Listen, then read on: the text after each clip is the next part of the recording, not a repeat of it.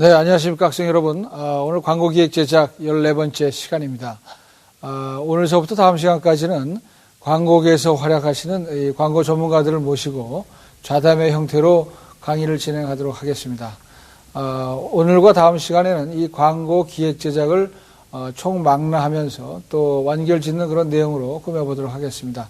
광고의 기획서부터 제작에까지 이 기획과 제작이 어떤 연장선상에서 이루어지고 있는지, 또 그런 것들이 우리가 어떻게 이해할 수 있는지, 현장의 생생한 목소리, 또 이 전문가들의 목소리를 통해서 여러분들이 좋은 정보를 얻을 수 있으리라 생각을 합니다. 이 광고의 기획과 크리에이티브는 뗄래야 뗄 수 없는 관계이며, 또 그런 것들이 광고를 완성도를 높이고 또 광고에 많은 효과를 거둘 수 있는 그런 지름길이 되리라 생각을 합니다.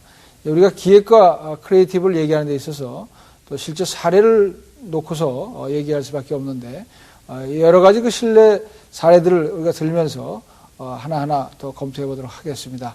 오늘 여러분들에게 좋은 정보를 주시기 위해서 여기 스튜디오에 광고 전문가 네 분을 모셨습니다. 네, 포스트 비주얼의 서른아 CD님 나오셨습니다. 안녕하세요. 제일기획의 김홍탁 CD님 나오셨습니다. 안녕하세요.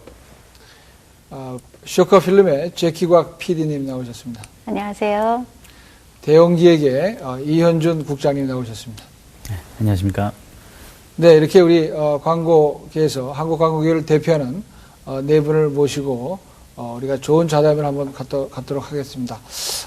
우리가 이제 여러 가지 그 기획과 또 이 크리에이티브의 전문가들을 모셨는데요. 이분들이 또 실제적으로 또 제작하신 광고들이 많이 있습니다. 그 광고들을 우리가 함께 이렇게 공부하면서 또 여러 가지 또 좋은 이야기를 나누도록 하겠습니다. 먼저 이분들이 제작하신 광고 가운데 베이징 올림픽 스폰서십을 담당했던 삼성의 터치폰 광고와 그다음에 넥센타이어의 하나 둘 셋 네 편 광고를 먼저 화면으로 만나보신 후에 계속해서 강의를 진행하도록 하겠습니다. 화면을 보시죠.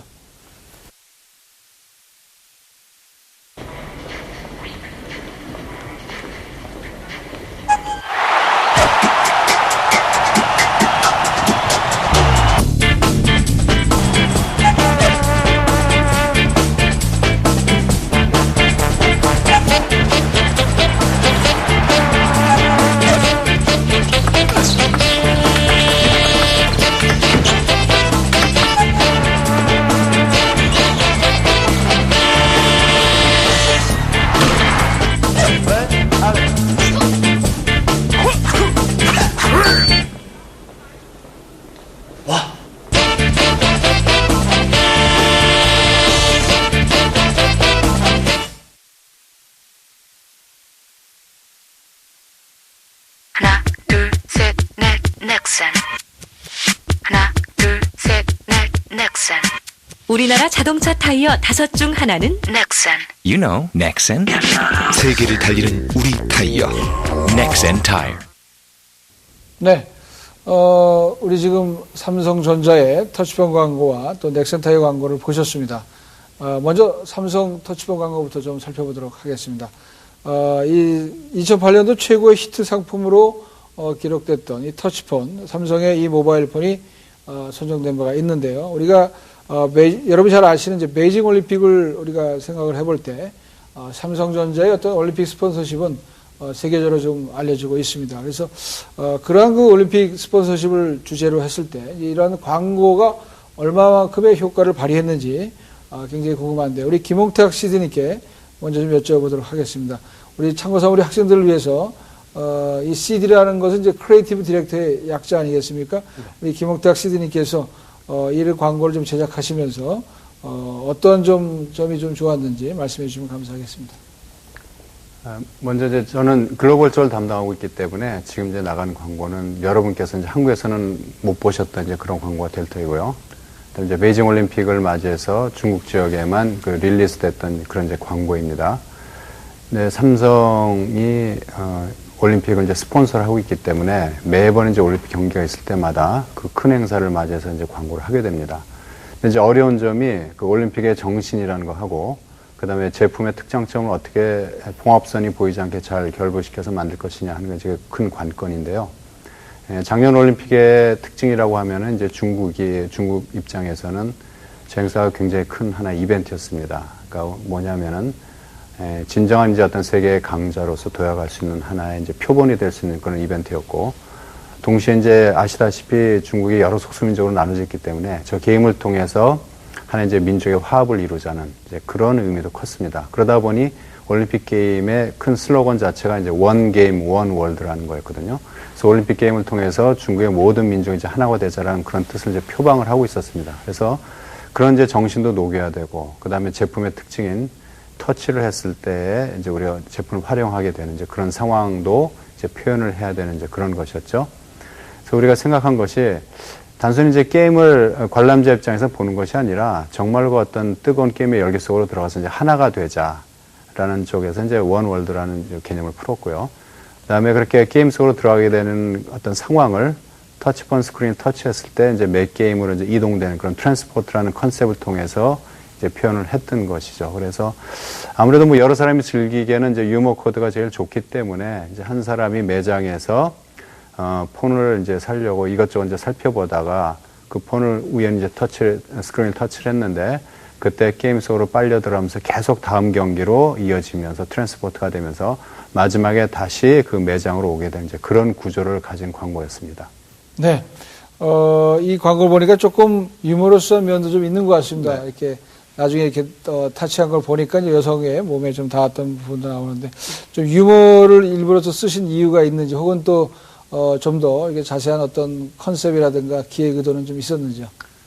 사실 뭐 유머를 싫어하는 사람은 없을 거고요. 그다음에 뭐 너무나 잘 아시겠지만은 뭐 이 세계 뭐 광고자들 이런 걸 통해서 상을 받은 광고들이 뭐 많은 순간 유머 코드를 이제 활용을 하고 있습니다. 그리고 또 중국의 사실 이제 그 사람의 이제 특징이 이제 중국 인민들이라고 표현해야 될까요? 이제 특징이 스토리텔링을 이제 좋아하고 그런 이제 유머러스한 이제 그런 얘기에 잘 공감을 표현한다고 하더라고요. 그래서 저도 30초란 짧은 시간이지만은 분명 어떤 스토리텔링이 이제 들어있고 그다음에 이제 유머가 들어있기 때문에 온 국민이 재미있게 관람을 할 수 있었던 이제 그런 광고라고 생각합니다. 네. 이 광고는 저도 물론 보지는 못했습니다만은 상당히 그 베이징 올림픽의 스폰서십을 담당하면서 13억 중국 소비자들에게 많이 어필이 됐으리라 생각을 합니다. 그렇지만 또 우리 여기 참가하신 우리 전문가들은 또 어떻게 생각하실지 좀 제가 궁금합니다. 먼저 우리 죄키각 PD님, 이제 우리 학생들 위해서 PD라는 건 이제 프로듀서라는 뜻인데요. 프로듀서의 입장에서 보실 때 이 광고를 좀 어떻게 보셨는지요? 네. 네, 저는 재미있고요. 항상 올림픽이 이제 항상 저희 일반 사람들은 TV에서 그냥 운동선수들이 게임하는 거를 보다가 짧은 30초 광고이지만 마치 우리 일반인들이 스스로 거기 동참해서 게임을 해볼 수 있는 약간의 그런 대리만족 같은 즐거움이 있어서 굉장히 좋았고요. 그러면서 자연스럽게 제품을 이제 끝에 소개하는 부분들이 저는 일단 재미있게 와 닿았고요. 저는 개인적으로 음악이 굉장히 좋았던 것 같아요. 그래서 배경음악이요? 네, 이렇게 페스티벌적인 느낌을 올림픽 기간에 페스티벌적인 느낌을 충분히 살려준 음악이라고 생각해요. 네. 또 우리 서른아 CD님은 또 어떻게 보셨는지 이 광고를요? 네, 사실 제가 광고를 보면서 지금 마음속에 해야겠다라고 생각한 말 모습 다 하셨어요. 그래서 일단 저도 광고 굉장히 재밌게 봤고요. 그 다음에 사실 광고라는 게 광고 타임 나면 뭐 좀 돌려야겠다 이런 생각하는데 일단은 처음 스타트부터 끝까지 이 다음엔 어떤 상황이 벌어질까 이런 것들을 계속 생각하게 되니까 일단 끝까지 그 눈을 띄지 않고 보게 하는 힘이 있는 것 같아요. 그래서 저도 굉장히 재밌게 봤어요. 네. 다 재밌게 봤다고 말씀하셨는데 하여튼 또 이 유머 어필은 또 광고 3대 어필 중에 하나니까 우리 13억 중국 소비자들을 이 삼성 광고가 많이 사로잡았으리라 생각을 합니다. 다음으로는 우리 넥센 타이어 광고를 한번 검토해 보도록 하겠습니다. 굉장히 좀 새롭기도 하고요. 또 어떻게 보면은 또 우리한테 좀 신선하게 와닿는 면이 있는 것 같은데 이런 광고를 좀 어떤 의도를 갖고 제작을 하셨는지 우리 이현준 국장님께 한번 여쭤보겠습니다. 앞서 보신 삼성 휴대폰에 비해서 저희 광고는 보다 더 이제 컨셉추얼한 그런 개념에서 출발했다고 이렇게 보여집니다. 타이어란 제품 특성이 그 일반 소비자, 특히 이제 우리 광고를 전문으로 하는 광고인조차도 의아할 정도로 상당히 관여도가 낮은 그런 제품이더라고요. 한 예로 저희가 이제 소비자 조사를 진행을 해보니까 자기 승용차에 장착된 타이어 브랜드를 정확하게 기억해내는 소비자가 별로 없었고, 특히나 자기 타이어의 특징이 뭔지를 아는 소비자는 거의 없었던 것이 이제 현실입니다. 그런 상황에서 저희 광고가 출발했다고 보면 되고요. 또 한 가지는 통상 이제 광고들이 그 멋지게 드라이빙하는 그런 모습을 보여주면서 이제 제품을 이렇게 설명하게 되는데, 소비자에게 조사를 해보면 그것이 타이어 광고를 본 것인지 아니면 자동차 광고를 본 것인지, 또 타이어 광고를 보았더라도 어떤 브랜드의 타이어를 보았는지가 상당히 오인지되는 그런 부분들이 있었습니다. 네. 따라서 저희는 아무래도 이제 1위나 2위에 비해서 뒤져있는 3위 브랜드이기 때문에 이런 부분들을 좀 냉정하게 좀 돌아봐서 브랜드가 바로 어필될 수 있는, 제품의 특징이 바로 어필될 수 있는 그런 광고를 제작해야겠다는 것이 이번 광고 제작의 출발점이라고 이렇게 보시면 되겠습니다. 네. 기획 의도를 잘 들었고요. 근데 혹시 좀 이런 그 넥센 타이어 광고가 또 다른 제품이나 다른 경쟁 회사의 제품과 좀 차별화를 두기 위해서 특별히 좀 염두에 두신 점이 있으신지요? 네. 소비자가 타이어를 보는 기준이 앞서 말씀드렸듯이 이제 관여도가 낮은 수준입니다. 그래서 타이어에 저희 브랜드에 주목하게 하고 또 제품의 특징에 대해서 명확하게 인식하기 위해서는 보다도 날카롭게 째고 들어가야 되는 부분이 있었습니다. 저희는 그 넥센 타이어, 넥센이라는 브랜드 자체의 그 브랜드 인지도나 소비자 선호도 이런 부분들이 다소 좀 낮은 데에서 저희가 문제점에 있다라고 이렇게 보여지고, 이런 부분들을 개선하기 위해서 저희가 이제 준비를 했는데요. 과연 어떠한 부분들이 이런 부분들을 개선하는데 보다 더 용이하게 작용할 수 있을까? 상당히 많은 부분을 좀 고민을 했었습니다. 여러 가지를 고민한 결과 저희가 이제 얻은 결론은 바로 그 브랜드, 그 제품 자체에서 그것을 찾을 수 있겠다라고 이렇게 생각되어집니다. 흔히 뭐 교수님들이 이렇게 말씀하실 때 저희가 이전에 들었던 기억에 의하면 좋은 광고는 그 좋은 제품과 이렇게 만났을 때 좋은 광고가 이루어질 수 있다라고 이런 말씀을 많이 들었는데, 넥센 타이어가 그런 사례가 아닌가 이렇게 보아집니다.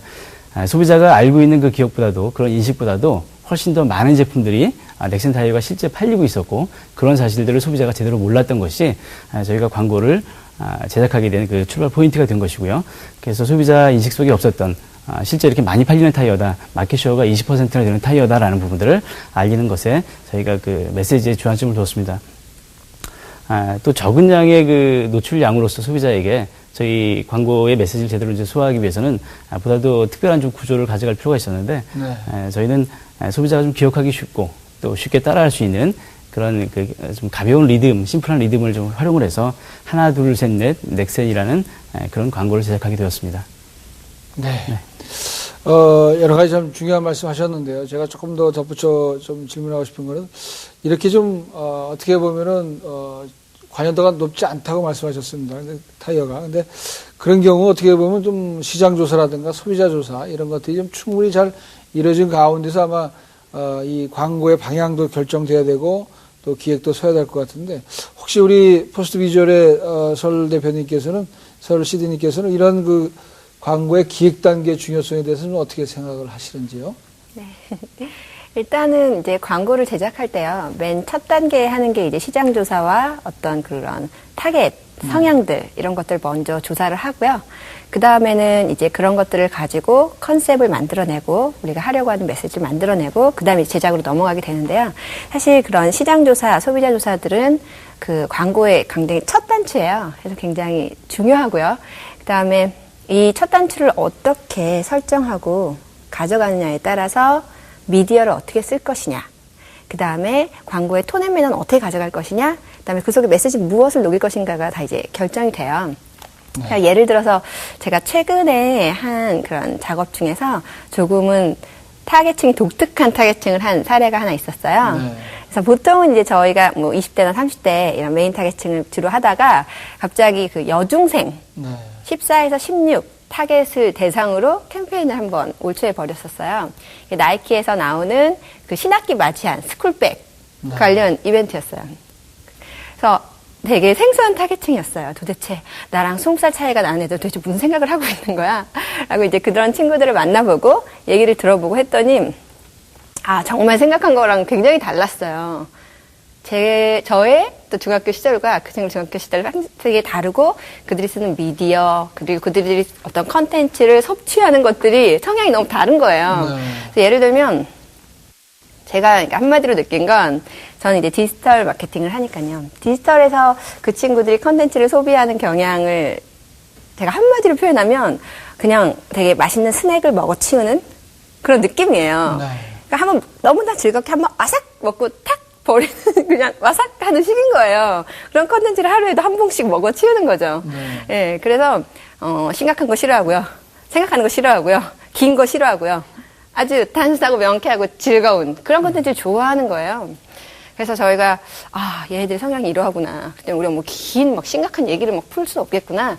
라고 해서 일단은 매체 자체도 웹툰 소재를 잡았어요. 그래서 되게 카툰 형식이잖아요. 카툰이죠. 스크롤 쫙 해서 한 번에 보면 딱 끝나는 그런 웹툰이라는 소재를 잡고 또 그들과 이제 저희 제품을 소개하는 어떤 형식으로서 블로그 짤막짤막하게 그들과 소통할 수 있는 블로그 그리고 우리 그들과 소개하는 상징적인 물로서 캐릭터 하나를 잡았어요. 백양이라는 캐릭터, 나이키 백양이 이제 나이키 백을 소개하는 그런 내용이었어요. 그래서 어떻게 보면은 그들의 실제 현재의 모습들을 분석해내고 그들이 어떤 걸 좋아하는가, 어떻게 얘기를 해야 되는가라는 시장 조사 그리고 소비자 조사를 통해서 이렇게 미디어가 결정되고 메시지, 풀이 방법 등이 결정되는 거죠. 그래서 굉장히 중요한 과정이라고 생각합니다. 예.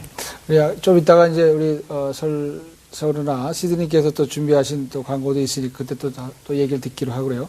우리 제키각 PD님께서는 혹시 말이죠. 이게 기획이 잘 됐다 할지라도, 기획이 탄탄하다 할지라도, 이런 제작 과정에서 크리에이티브적으로 조금 뭔가 또 방향이 바뀐다든지, 혹은 또 어떤 다른 또 영향을 미치는 요소들이 있는지, 경험을 좀 들려주셔서 감사하겠습니다.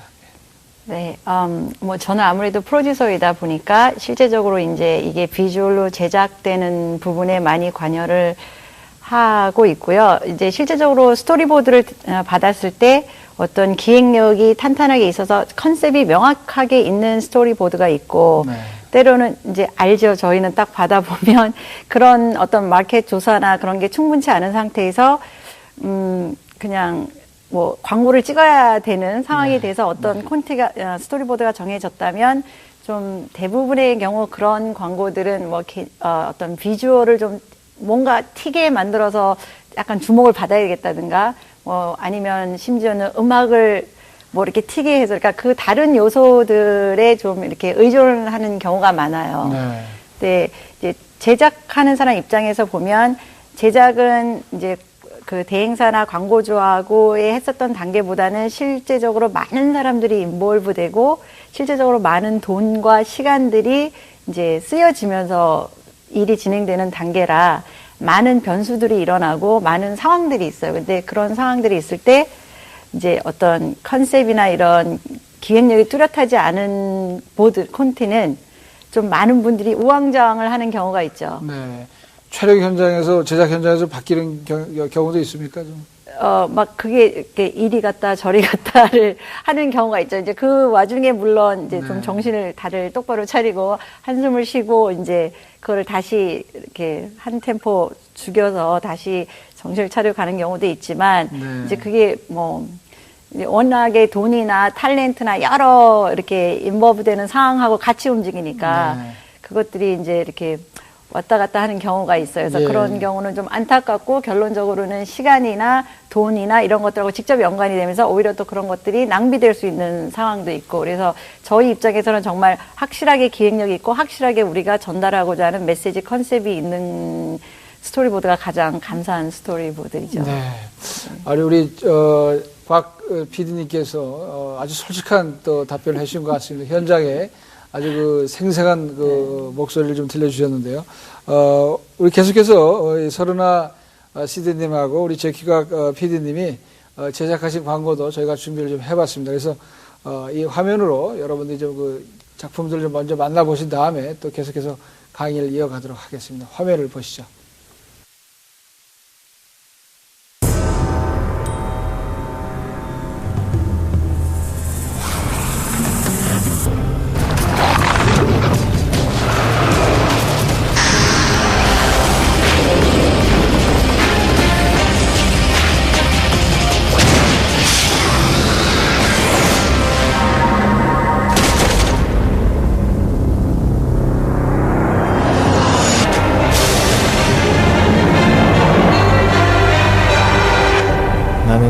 나를 믿는다.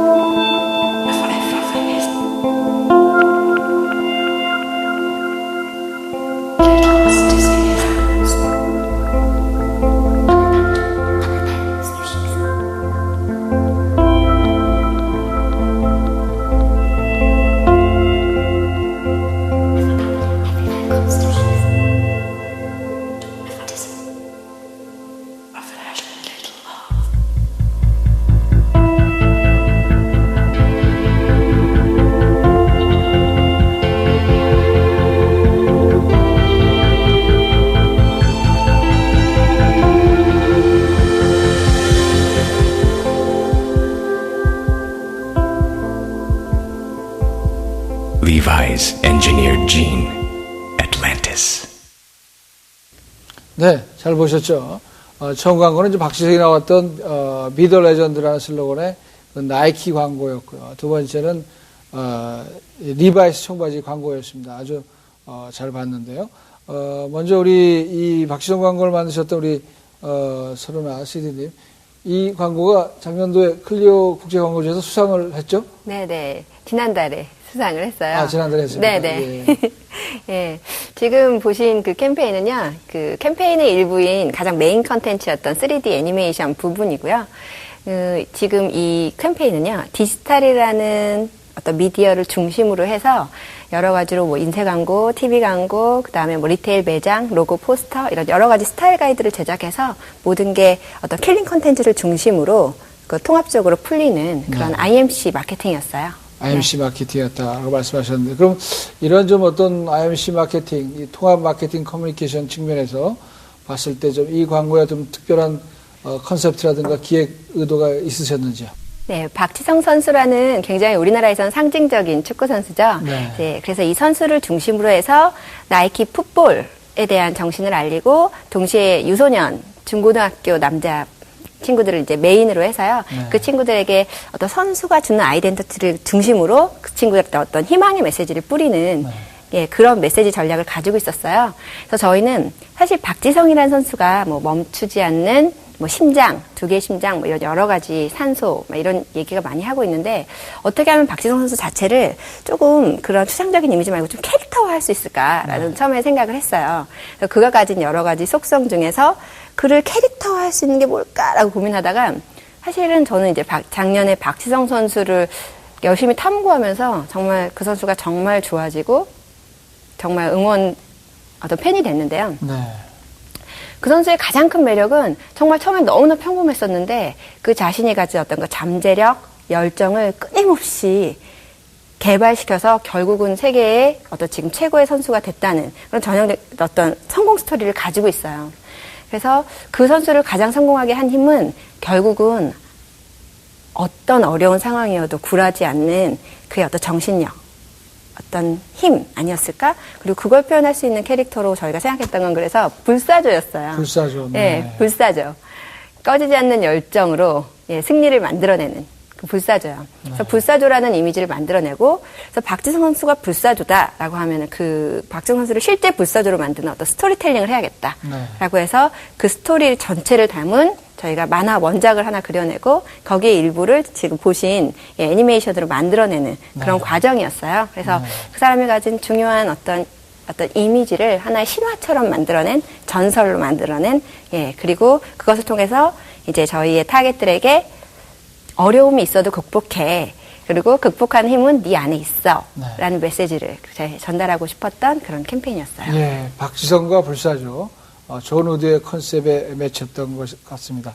그러면 우리 김홍탁 CD님께 좀 이 박지성 이 캠페인 광고를 좀 어떻게 보셨는지 좀 여쭤보고 싶습니다. 일단 뭐 너무 재밌어서 저 자신도 이제 즐겨서 봤고요. 그 다음에 설 CD님이 말씀해 주셨지만 지금 타겟이 이제 중고등학생인데 제가 가장 중요하다고 생각했던 것들이 그 타겟에게 맞는 표현의 형식과 미디어를 선택을 했다는 것이죠. 그것이 상당히 중요하다고 보고요.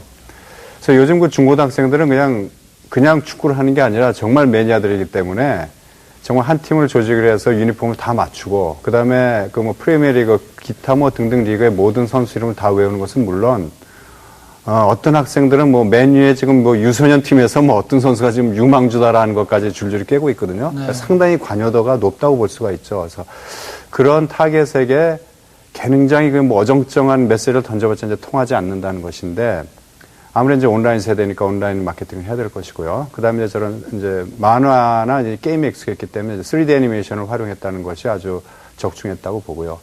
그 다음에 또 그 3D 애니메이션의 표현 형태도 어떻게 보면은 좀 일러스트 느낌이 나는 이제 그런 그 애니메이션이거든요. 그래서 아주 깨끗하고 깔끔한 느낌보다는 좀 거칠면서도 그러니까 그 레전드라고 하는 투사의 느낌하고도 잘 이렇게 맞는 이제 그런 느낌이고 게다가 좀 더 얘기를 한다면 어떤 붓터치 느낌이 나는 그런 일러스트 느낌의 애니메이션이기 때문에 네. 또 우리 어떤 고유의 정서하고도 좀 이렇게 매치가 될 수 있는 그런 느낌을 저는 받았어요. 그래서 좀 전에 말씀드렸지만 타겟에 집중된 표현 형태와 미디어를 활용했다는 점에서 굉장히 성공적인 캠페인이었다고 생각을 합니다. 네.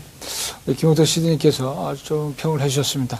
그럼 다음 우리 리바이스 광고로 넘어가도록 해보겠습니다. 이 리바이스 광고 두 명의 그 청춘 남녀가 유형을 하듯이 이렇게 움직임, 프리 무브라고 할 수 있는 것 같은데, 프리 투 무브라고 할 수 있겠네요. 근데 이러한 것을 보았을 때 좀 우리 소비자들의 좀 자유로운 어떤 그런 또, 그리고 또 묘한 느낌도 좀 받았을 것 같은데, 우리 제키각 PD님께서 좀 이 광고는 어떤 광고였는지 좀 정의를 내려주십시오. 네.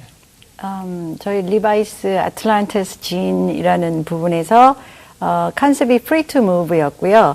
이제 리바이스 브랜드는 원래 전 세계적으로 패션 광고주 중에서도 좀 굉장히 비주얼적으로 좀 혁명적이고 앞서가고 자유 이런 거를 굉장히 강조하는 광고주이거든요.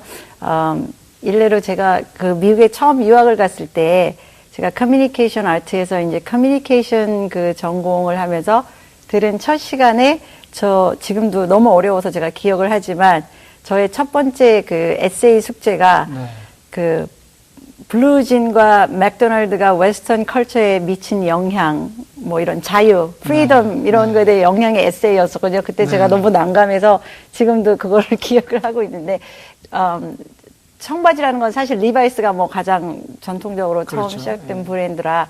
그래서 저희 이 광고도 이제 프리 투 무브를 충분히 컨셉을 전달하고자 그리고 또한 비주얼로 뭔가 좀 더 색다르고 실험적인 거를 하고자 해서 저희는 이제 수중 물 안에서의 움직이는 거. 하지만 그게 이제 소비자들이 봤을 때 뭐 꼭 물 속이라고 안 느껴져도 좋은 이렇게 좀 그런 약간의 모호한 어떤 공간에서의 그런 비주얼을 전달하고 싶었었고 컨셉 또한 프리 투 무브에서 그게 뭐 이런 그냥 가벼운 연인들의 어떤 관계라기보다는 항상 리바이스가 오랜 전통 속에서 많이 강조했었던 그런 약간 레지스탕트적인 동지의 뭐 자유의지 그런 거를 좀 표현하고자 했었던 거에서 출발했던 광고입니다. 예.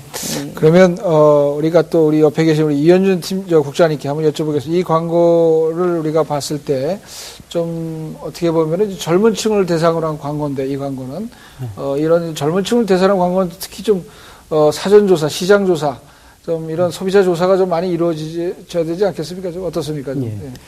그 실제 현업에서도 그 타겟을 알아내기 위해서 그 시장 조사를 면밀히 지금 하고 있습니다. 우리가 흔히 이제 기획 과정에서 상당히 중요한 부분이 크리에이티브를 뛰어오르게 하는 좋은 크리에이티브를 창출하게 하는 그 스프링보드가 기획 과정을 통해서 만들어져야 된다 이렇게 이제 이야기를 하고 있는데 저희는 그 스프링보드를 만드는 과정 중에서 가장 중요한 것이 그 타겟팅에 있다라고 이렇게 보여집니다. 과연 우리 제품을 구입해줄 우리 제품과 관련해서 가장 중요한 타겟이 그 제품을 구매하는 사람인지 아니면 제품을 사용하는 사용자인지 만약에 사용자라고 하면 그 사용자의 그 라이프 스타일은 어떠한지 그들이 접촉하는 그 매체 매체 접속 습관은 어떠한지 뭐 이런 부분들이 다양하게 총망라되어져야 정확한 타겟팅을 할 수 있다라고 보여집니다. 타겟팅을 정확하게 하기 위해서 뭐 다양한 조사가 이루어지기도 하는데요. 뭐 정량 및 정성, 뭐 다양한 조사를 통해서 타겟에 대한 정의를 명확하게 그려 나가다 보면 이런 좋은 크리에이티브가 좀 분출할 수 있는 그런 좋은 스프링보드가 만들어진다고 생각합니다. 네. 우리 이현준 국장님은 이제 기획을 담당하시는 A이기 때문에 좀 기획적인 측면에서 또 우리 학생들에게 좋은 이야기를 나눠주셨습니다. 우리 정리하는 의미에서 좀 일단 앞에서 본 네 편의 광고를 다시 한번 좀 보시면서 우리 학생분들은 머릿속에 우리 전문가들이 좀 말씀하신 내용을 정리하면서 화면을 또 보시고 이렇게 또 다음 순서로 넘어가도록 하겠습니다. 화면을 보시겠습니다.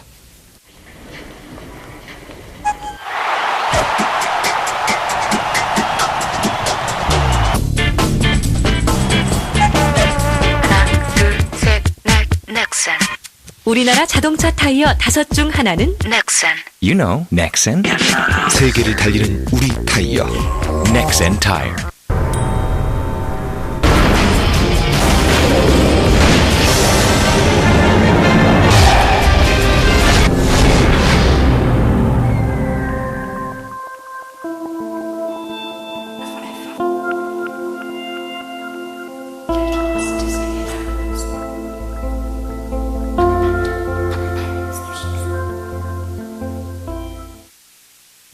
네. 이제 이렇게 네 편을 우리가 다 봤는데요. 여러분들이 이제 앞에 우리 네 분의 전문가가 말씀하신 내용을 다시 한번 기억하면서 머릿속에 정리하시길 바라겠습니다. 근데 이제 이러한 광고들이 실질적으로 이제 기획 단계부터 또 광고주의 또 승인을 받고 실제 또 제작에 들어가서 이렇게 완성되기까지 좀 많은 노력이 필요한데 특히 이제 광고주와의 관계도 많이 또 중요할 것 같습니다. 먼저 이제 광고주와 기획 단계에서부터 커뮤니케이션 하는 것이 필요하고 또 나중에 또 이제 컨텐츠를 가지고 광고주한테 이제 승인을 받는 것이 중요한데요. 자, 이현준 국장님께 한번 여쭤보겠습니다. 우리 A 입장에서 이렇게 좀 광고주와 처음에 접촉하는 이런 과정들을 좀 어떻게 광고회사에서는 좀 이렇게 마련하고 계신지요. 좀 설명해 주시죠. 그 일반적인 뭐 경쟁 프레젠테이션의 경우를 이제 예를 들어서 한번 말씀드리겠습니다. 사실 뭐 요즘 같은 때 경쟁 프레젠테이션에 참가한다는 것 자체만 놓고도 상당히 이제 행운이다 이렇게 이제 보여지는데 통상 이제 경쟁 PT 그 참여가 되면 가장 먼저 이제 광고주로부터 오리엔테이션, 그러니까 OT라는 걸 받게 됩니다. 광고주는 주로 이제 내부적으로 준비한 자료를 주로 이제 제품이나 마케팅 상황, 그다음에 그들이 파악한 소비자 상황, 그다음에 그들이 파악한 마케팅의 어떤 뭐 향후의 정책 및 이를 수행하기 위한 여러 가지 이제 문제, 뭐 과제 이런 부분들을 총망라해서 이제 오리엔테이션 때 광고회사에게 이제 설명을 해주게 됩니다. 근데 통상 뭐 각 대행사가 경쟁에서 살아남기 위해서는 똑같은 정보를 똑같이 받아와서는 승산이 없다고 보여지기 때문에 하나라도 더 중요한 정보들을 얻기 위해서 각 대행사가 이제 노력을 하게 됩니다. 네. 그러다 보니 이제 광고주가 준 그 자료를 액면 그대로 받아오는 것이 아니라 그 속에 숨어 있는 광고주의 진위를 파악하기 위해서 상당히 많은 노력들을 하게 되는 것이죠. 광고주가 그 브로드하게 던져준 그 마케팅 과제가 실제 광고주 그 형편상 얼마나 중요한 것인지는 아마 그 자리에서 이제 들어보고 또 몇 가지 질문을 던지게 되면 이제 정확하게 파악하게 될 것이고요. 네. 또 그 이면에 그 광고주가 던져준 그 마케팅 과제가 그 어떤 형식적인 과제인 것인지 실제 그 최고 경영진이 공감하고 있는 그런 과제인 것인지 뭐 그런 부분까지도 좀 심도 있게 좀 파악하고 오는 것이 향후의 프레젠테이션을 진행했을 때 그만큼 성과가 높아지게 되는 그런 관건이 아닌가 이렇게 생각됩니다. 아무튼 오리엔테이션을 통해서 처음 이제 광고주와 접하게 되고 그 제품을 이해하게 되는데 거기서 만족하는 것이 아니라 그 기저에 숨겨져 있는 잠재되어 있는 광고주의 구체적인 그 필요성, 광고를 통해서 얻고자 하는 그 기대치가 무엇인지 그걸 정확하게 파악하고 오는 것이 오리엔테이션 때 가장 중요한 것이라고 이렇게 말씀드릴 수 있겠습니다. 네.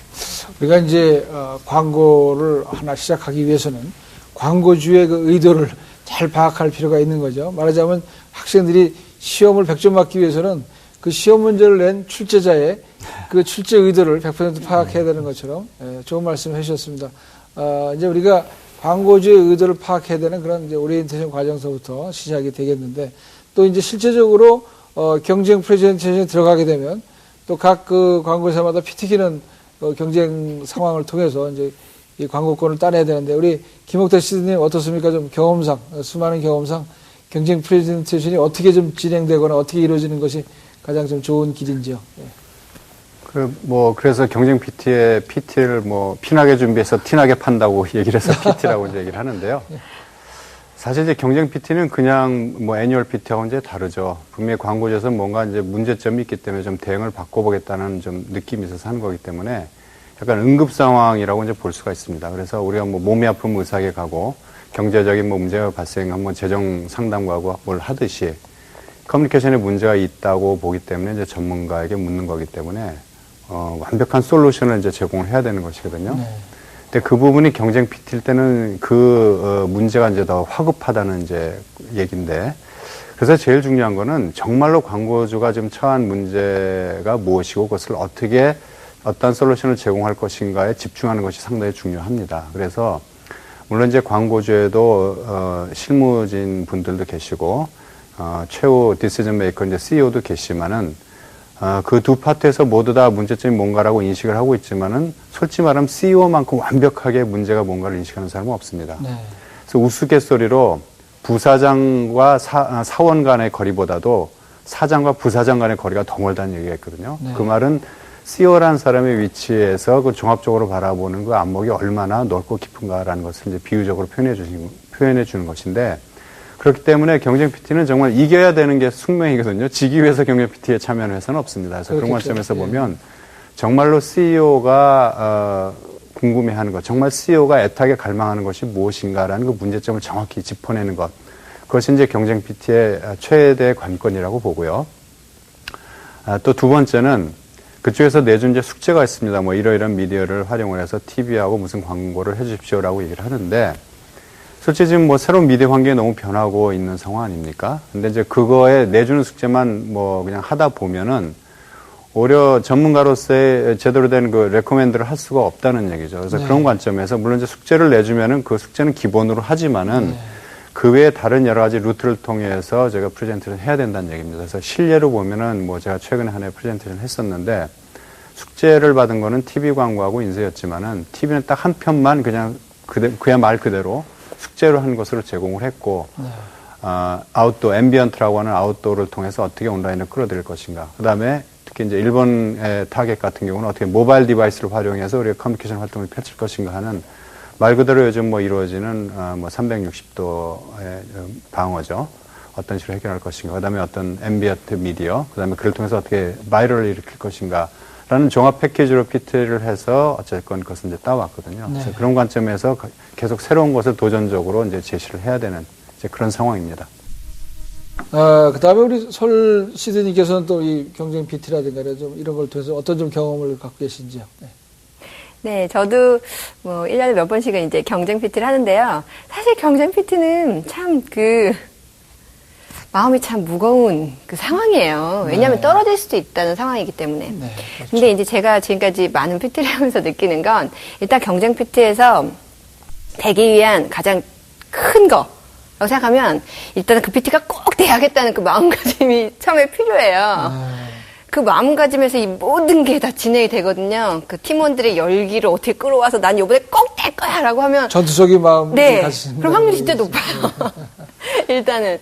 저 예전에 그 사례로서 한 번은 정말 작은 대행사가 네. 정말 큰 누구나 따고 싶어 하는 광고를 딴 사례를 한번 들었는데요. 네. 그때 정말 그 눈물 없이 볼 수 없는 PT를 했다고 하더라고요. 그래서 진짜 그 회의실 전부를 막 메꾸는 작업을 막 했었대요. 네. 예, 참, 진짜. 그거 있잖아요. 지성이 감천이면 하늘도 한다. 네, 그래서 하여튼 그런 일단은 첫 번째 마음가짐 일단 중요한 것 같고요. 네, 제가 가장 극적으로 이제 PT에서 일단 된 사례와 떨어진 사례 두 개를 이제 말씀드리면 하나는 처음에는 이제 저희는 이제 대상이 아니었어요. 네. 대상이 아니고 저희는 전혀 관계없는 대행사였는데 일단은 계속해서 이제 광고자 PT를 받아보는데 마음에 안 드는 그런 상황이었어요. 그래서 그냥 우리한테 한번 연락이 온 거예요. 그래서 계속 뭔가가 안 맞는 것 같은데 너네가 좀 도움을 줄 수 있냐. 그래서 저희는 정말 사심 없이 도움을 드리기 위해서 또 그런 사심이 없고 막 하다 보니까 또 굉장히 술술 좀 풀렸어요. 그래서 일단은 왜 떨어졌는가 기존 애들 보니까 그러니까 기존 의 것들은 좀 너무 한정된 그 미디어를 중심으로 크리에이션을 한 것 같다는 생각이 들었어요. 그래서 일단은 저희가 계속 하는 분야인 좀 어떤 미디어를 뛰어넘는 그런 컨텐츠를 만들어내야 된다라는 어떤 조금은 그러니까 크리에이션 자체가 아니라 미디어 자체 변화를 줘서 이제 제안을 한 사례였거든요. 그래서 정말 저희가 처음에는 대상도 아니었는데 그래서 이제 큰 PT를 따낸 사례가 한 번 있었고요. 그 다음에 떨어진 사례들을 보면은 사실 떨어진 사례들은 각각의 여러 가지 이유 때문에 떨어지지만 지금 일단은 떨어진 이유를 딱 한 가지로 분석해 보자고 하면 저는 클라이언트의 그런 의중인 것 같아요. 아까 말씀하셨던 것처럼 정말 무엇을 원했느냐가 되게 중요한 것 같아요. 그래서 너무 열심히 팠지만 단기를 파면 다 이 앞단에서 안 맞으면 틀리는 거거든요. 그래서 사실은 정말 말하고 싶은 게 뭐냐를 딱 잡고 이제 그 안에서 여러 가지를 풀어내는 것이 되게 중요하다라는 생각 하게 돼요. 우리 제가 얘기를 듣다 보니까 정말 그 생생한 현장의 그 감이 막 와닿는데요. 정말 막 꼭 따내야겠다는 어떤 그런 마음가짐도 중요하고요. 그 다음에 또 이 클라이언트, 광고주의 의중을 파악하는 게 중요하다고 우리 설씨님께서 말씀하셨습니다. 근데 또 제가 볼 때는 이제 실제 우리 또 프로듀서의 입장에서 봤을 때 그 CF 감독들과 함께 어떤 그 실제 촬영 부분에서 또 이렇게 좀 광고주를 설득하는 것도 중요할 텐데 우리 곽 PD님께서 좀 그런 경험은 좀 없으셨는지요? 어떻습니까? 네. 저희는 이제 저희 입장에서 PT는 이제 대행사에서 크리에이티브 디렉터가 이제 처음으로 생각한 그 기획안과 스토리보드를 가지고 이제 감독들의 그 PT들이 있는 거죠. 그러니까 저희가 감독들을 찾는데 어떤 감독들이 가장 그 대행사에서 생각하고 있는 그 초점을 잘 해석하고 거기에 그의 크리에이티비티를 더 애드해서 더 이거를 비주얼화 시키는 거에 더 멋지게 돋보이게 할 것인가의 감독들을 찾는 케이스가 이제 저희 입장에서는 PT고요. 그래서 저희는 이제 뭐 이렇게 스토리보드를 받으면 이런 거를 잘할 수 있는 감독들을 서치를 하고 그 감독들한테 스토리보드에 대한 트리트먼트를 받아요. 그래서 그들이 그림 혹은 글 혹은 때로는 어떤 레퍼런스 이미지 같은 걸 해서 자기가 생각하고 자기가 이거를 해석해서 자기가 이걸 이렇게 영상으로 표현하고자 하는 것들을 이제 프레젠테이션 하는 경우가 있죠. 그래서 뭐 저희 같은 경우는 전 세계 이제 월드와이드에서 감독들을 다 찾고 하다 보니까 이제 감독들마다 정서도 틀리고 이해도 틀리고 그래서 뭐 재밌는 경우가 많이 있어요. 어떻게 보면 참 이 크리에이티비티를 창출해야 되는 그런 이제 작업이라는 거는 뼈를 깎는 작업일 수도 있는데 우리 곽 PD님께서 좀 재밌게 또 말씀해 주신 것 같습니다. 근데 사실은 뭐 현장에 가보면 피가 튀기죠, 아주. 그래서 정말 아까 우리 설씨님이 말씀하신 것처럼 따내야 된다는 어떤 일념하에 이렇게 일을 하시게 되지만 또 그 나름대로 그 가운데도 또 애환이 있고 또 희노애락이 있는 것 같습니다. 어떤 사업이든지 또 목적으로 한 바를 이루어야 되는 또 목표가 있는 것인데 우리 광고는 특히 이제 이 광고의 어떤 크리에이티브 과정 혹은 또 소비자를 또 파악해야 되는 또 그런 시장 조사의 그런 과정들은 정말 각고의 노력이 필요한 것 같습니다. 우리 학생 여러분들도 이 광고를 너무 쉽게만 보지 마시고 정말 과학의 산물이자 또 여기에 많은 노력과 또 정성이 들어가는 것이고 또 많은 사전 조사와 또 실제 또 크리에이티브 쪽에서 고생하시는 분들의 그런 창작 과정이 있는 것이라는 것을 잊지 마시길 바라겠습니다. 오늘 이 첫 번째 순서로서 광고계를 대표하시는 네 분의 전문가를 모시고 자담을 나눠봤습니다. 우리 다음 시간에도 계속해서 같은 주제를 가지고 또 자담회를 갖도록 하겠습니다. 우리 다음 시간에 또 뵙도록 하겠습니다. 안녕히 계십시오. 고맙습니다. 수고들 많이 하셨습니다.